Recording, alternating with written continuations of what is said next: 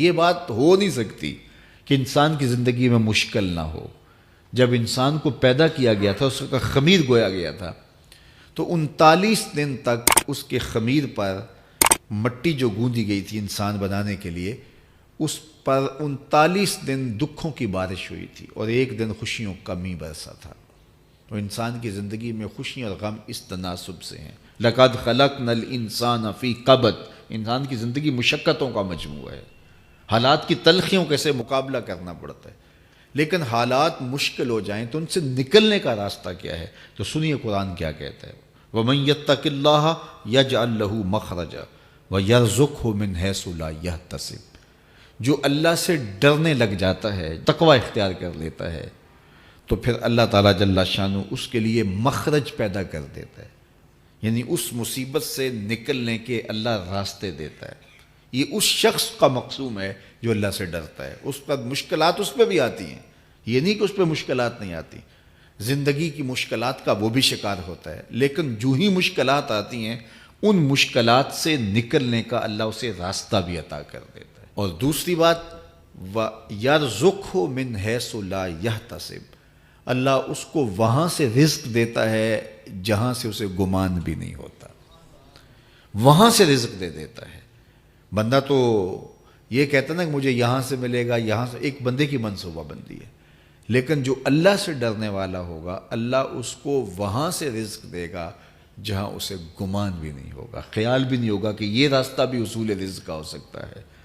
تو یہ میرے رب کا وعدہ ہے اور میرے رب کے وعدے سچے ہیں۔ تو جب تم اللہ سے ڈرنے لگو گے تو یہ تخت و تاج، یہ دنیا کی عزتیں، یہ تمہارے قدموں میں ہوں گی۔ اس سے ڈرنے کا نتیجہ ہے جو تمہارا رب تمہیں عطا فرمائے گا۔ حضرت عمر رضی اللہ تعالیٰ عنہ کی خدمت میں ایک شخص آیا، اس نے کہا میرے ہاں اولاد نہیں ہے، تو آپ نے کہا استغفار پڑھا کرو۔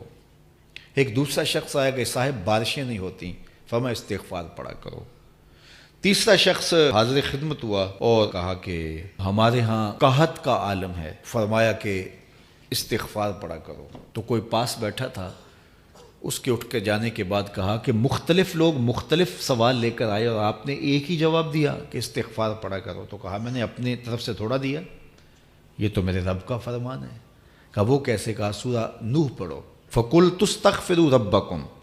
حضرت نوح علیہ السلام نے اپنی قوم سے کہا کہ اپنے رب کے حضور استغفار کیا کرو، اِنَّهُ كَانَ غَفَّارًا۔ اس کا نتیجہ کیا ہے؟ جب تم استغفار کرو گے تو وہ تمہارے گناہ بخش دے گا۔ ایک تو فائدہ اس کا یہ ہوگا، وَيُرْسِلِ السَّمَاءَ عَلَيْكُمْ مِدْرَارًا، آسمان سے موسلا دار بارشیں بھی برسیں گی، وَيُمْدِدْكُمْ بِأَمْوَالٍ وَبَنِينَ، اور اللہ تمہیں استغفار کی برکت سے مالا مال بھی کر دے گا، وَبَنِينَ، اور تمہیں بیٹے بھی عطا کرے گا، وَيَجْعَلْ لَكُمْ جَنَّاتٍ وَيَجْعَلْ لَكُمْ أَنْهَارًا، تمہیں باغ بھی عطا کرے گا اور تمہیں چلتی ہوئی نہریں بھی عطا فرمائے گا۔